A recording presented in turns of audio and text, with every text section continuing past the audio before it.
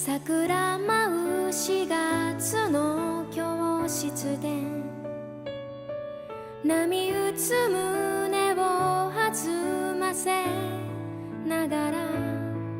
出が上がったと我がの仲間たちあどけないって交わしたねあの日駆け回った校庭笑顔によくかげた光がせ時に素直になるのきらってぶつかりががって喧嘩もしたね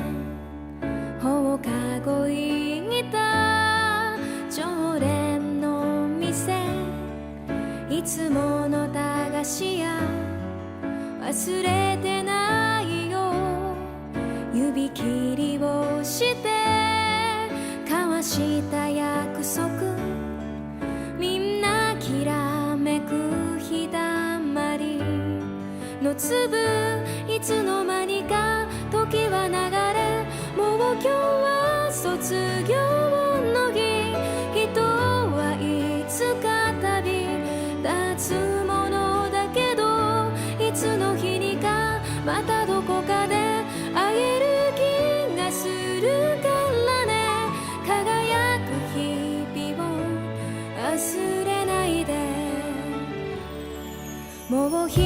けない教室のドア向かいがえない机もいつも週末にはよく遊んだね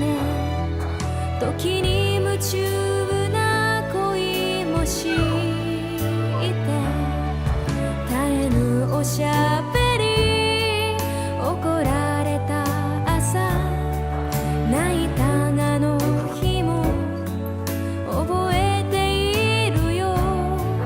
あなたがくれた冷めぬこの熱は私の胸